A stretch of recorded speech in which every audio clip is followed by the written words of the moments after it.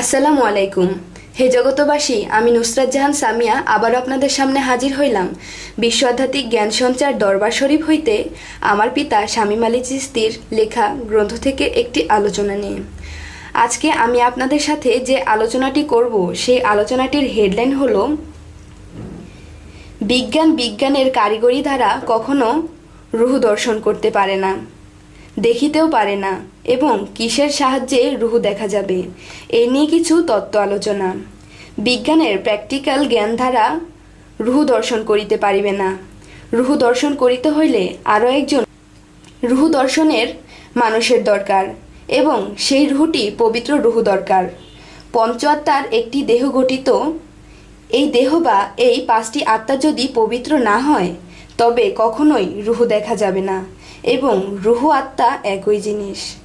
পঞ্চ আত্মার ঘরে রূহ আসে এবং পবিত্র বাণী বা পবিত্র কর্মের উপদেশ দিয়া থাকেন, এবং যাহা বলে তাহাই হইয়া যায়। বলিতে চাই, রূহ বা কোনো আত্মাকেও দেখার সাধ্য নাই বিজ্ঞানের। বিজ্ঞান যাহা দেখে তাই রিসার্চ করে, এবং চর্মচোখে যাহা না দেখিতে পারে এবং চর্মচোখে যাহা না দেখিতে পায় তাহা বিজ্ঞান রিসার্চ করতে পারে না। আরও একটি কথা হলো, যাহারা রূহ দেখতে পায় এবং রূহের সাথে সম্পর্ক হইয়া যায়, আদেখা বস্তু সম্বন্ধে জানতে চায় বা কোনো বিষয়ে সাহায্য চায়, একজন রূহ সম্পর্কওয়ালা মানুষ একজন বিজ্ঞানকেও সাহায্য করিতে পারে অনেক কিছু বিষয়ে। এখন আসি, রূহকে যিনি একবার দেখল তিনি মাত্র রুহানি জগতে পদার্পণ করিল। যেই দিন রূহের সাথে সম্পর্ক হইল সেই দিন থেকে তিনি আল্লাত্মক জ্ঞানে ধাবিত হইল। কিভাবে রূহের সাথে সম্পর্ক হবে? এবার আসি কিভাবে রূহের দেখা পাইতে পারি, রূহ সম্পর্কে জানতে পারি। উত্তরটা অনেক বড়। রূহের দেখা বা সম্পর্ক করিতে হলে একজন ব্যক্তি কি কি ভালো গুণ থাকা দরকার? উত্তরটা অনেক বড়। রূহের দেখা বা সম্পর্ক করিতে হলে একজন ব্যক্তির কি কি ভালো গুণ থাকতে হবে এবং কি কি খারাপ গুণ ত্যাগ করতে হবে। প্রথমত, একজন রূহ দর্শনকারী ব্যক্তির কাছে যাইয়া শিক্ষা নিতে হবে। এরপর তাহার সাথে প্রেমের সম্পর্ক করিতে হবে। যদি তিনি মজনু হালত হন তাহলে তিনি বায়াত করিবেন না।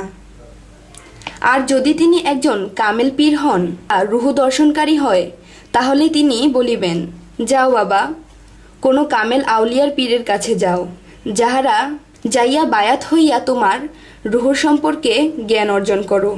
তখনই বুঝতে হবে, হ্যাঁ, তিনি সেই সত্যিকারের মানুষ। নিজেকে ছোট করে বলে, ভালো কোনো আউলিয়া বা পীরের কাছে যাইয়া রূহর শিক্ষা নিতে পারো। বায়াতের পর একজন পীর মুর্শিদের প্রতি পূর্ণ প্রেম রাখিতে হবে এবং গুরুর দেওয়া সাধন ভজন করিতে হবে। এই রকম চলতে চলতে একদিন দিন দিন তোমার পঞ্চ আত্মা পবিত্র হইতেছে, মন শীতল হইতেছে। যেদিকে যাই, যেদিকেই তাকাই যেন গুরুকেই দেখতে পাই। এবং তখন আবার কখনো কখনো দেখা যায় গুরুকে ছাড়া ভালো লাগে না, বুকের ভিতর ফেটে ফেটে যেন কান্না আসে। আর ওইদিকে দেখা যায় আমার আত্মীয় বা পাড়া প্রতিবেশী আমাকে খারাপ বলা শুরু করিয়া দিয়েছে, পাগল বলা শুরু করিয়া দিয়েছে। মোট কথা হলো, রূহ দর্শন করিতে হলে দুনিয়াবি মায়া ছাড়িতে হবে, খারাপ অভ্যেস ত্যাগ করিতে হবে, ভালো দিকে অগ্রসর হতে হবে, সম্পূর্ণভাবে কুপথ ত্যাগ করিতে হবে, লোভ লালসা কামনা বাসনা ছাড়তে হবে, মুর্শিদের দেওয়া সাধনাগুলি করতে হবে, সর্বদা গুরুর প্রেমে নিরিখ বান্ধিয়া থাকিতে হবে। এই বিষয়গুলি যদি কেউ মানতে পারে এবং করে, এই রকম প্রেমে ফানা হইয়া থাকতে পারে, তাহারই রূহ দর্শন করা হইয়া যাবে।